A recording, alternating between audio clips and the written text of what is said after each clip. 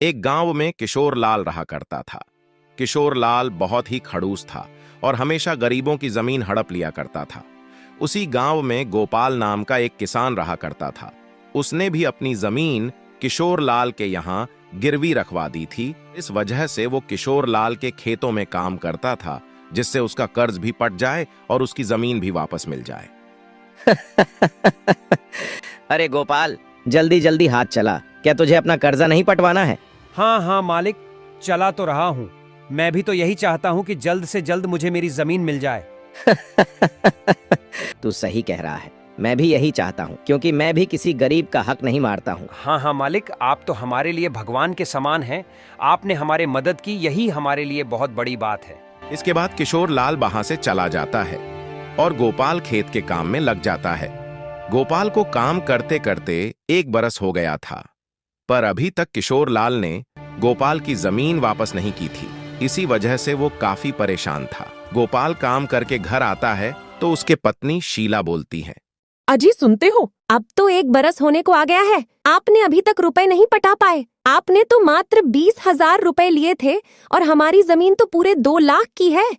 और ये किशोर लाल सेठ हमारी जमीन हमें वापस क्यों नहीं कर रहा है? अरे भाग्यवान, तुम शांत रहो, सब ठीक हो जाएगा। मैं इस बारे में सेठ से बात करूंगा। वो बहुत ही चालाक है। इस वजह से मुझे नहीं लगता कि वो हमारे खेतों को आसानी से वापस करेगा। अगर उसने हमारे खेत हमें वापस नहीं किए तो हम तो बर्बाद हो जाएंगे। हम क्या करेंगे? क्या हमें पूरी जिंदगी इसी तरह काम करना पड़ेगा? अरे भगवान, तुम क्यों परेशान हो रही हो? मैं कुछ न कुछ उपाय निकालकर अपनी जमीन वापस ले ही लूंगा। अगले दिन गोपाल सेठ किशोर लाल के पास जाता है और बोलता है, सेठ जी, अब तो पूरे 1 बरस हो गया है। अब तो मेरा कर्जा भी पट गया होगा। अरे गोपाल, अभी कहां से पट गया? तुम्हारा कर्जा अभी तो तुम्हें इस बार भी काम करना पड़ेगा, तब जाकर पटेगा। मालिक, ये आप क्या कह रहे हैं? 1 बरस मैंने आपके पास काम किया और मैंने आपसे मात्र 20,000 रुपए तो लिए थे। मुझे पता है, मुझे ज्यादा बताने की जरूरत नहीं है। मैं तुम्हें जितना कह रहा हूं उतना ही करो। अगर जमीन वापस चाहिए तो काम तो करना ही पड़ेगा, वरना जाओ अपने घर। ये सब सुनकर गोपाल समझ जाता है सेठ उसके साथ बेईमानी पर उतर आया है और गोपाल अपनी एक तरकीब लगाता है।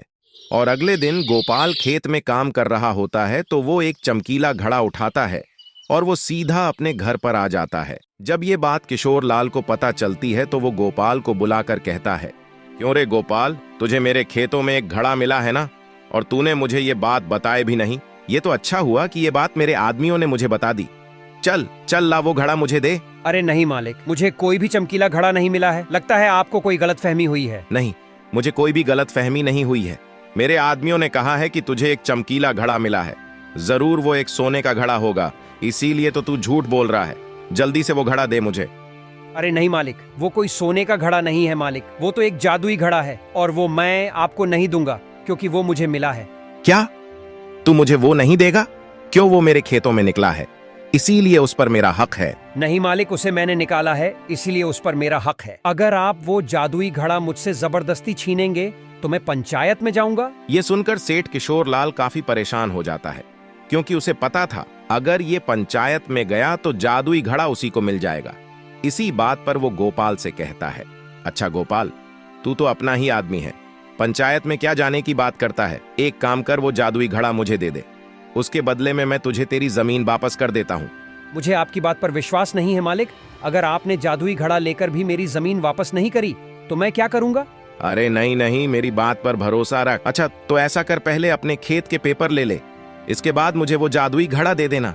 ठीक है मालिक, मैं अभी अपने घर जाकर वो जादुई घड़ा ले आता हूँ। तब तक आप कागज तैयार रखें। और यह कहकर गोपाल अपने घर चला जाता है और कुछ देर बाद वो जादुई घड़ा लाता है और उसे देखकर सेठ गोपाल को उसके खेत के पेपर उसको वापस कर देता है और गोपाल भी सेठ को जादुई घड़ा दे देता है और गोपाल अपने घर आ जाता है। मुझे जादुई घड़ा मिल गया, अब तो मैं मालामाल हो जाऊंगा। ऐ जादुई घड़े, मुझे बहुत सारा सोना चांदी दे दे। ऐ जादुई घड़े, मुझे बहुत सारा माल दे दे। पर वो घड़ा सेठ को कुछ भी नहीं देता है और सेठ फिर से कहता है, जादुई घड़े दे देना देता क्यों नहीं है? मैं मालामाल होना चाहता हूँ, देना देता क्यों नहीं है? पर फिर भी वो घड़ा सेठ को कुछ नहीं देता है। इस पर सेठ को बहुत ज्यादा गुस्सा आ जाता है और वो घड़े को फेंक देता है जिससे उसके 2 टुकड़े हो जाते हैं। इसके बाद सेठ गोपाल के घर जाता है। तूने मुझे बेवकूफ बनाया, उस जादुई घड़े ने मुझे कुछ भी नहीं दिया। हाँ हाँ, मुझे पता है कि आपको कुछ भी नहीं देगा, क्योंकि वो घड़ा मामूली था। इसीलिए मैंने उस पर सोने का पानी चढ़ा दिया था, जिससे वो जादुई लगे, क्योंकि मुझे अपने पेपर वापस चाहिए थे। आप मुझे धोखा दे रहे थे। अगर आपने मेरे साथ कुछ भी किया तो मैं पंचायत में चला जाऊंगा। क्या तू मुझे धमकी दे रहा है? तुझे पता नहीं मैं सेठ किशोर लाल हूँ, मैं कुछ भी कर सकता हूँ।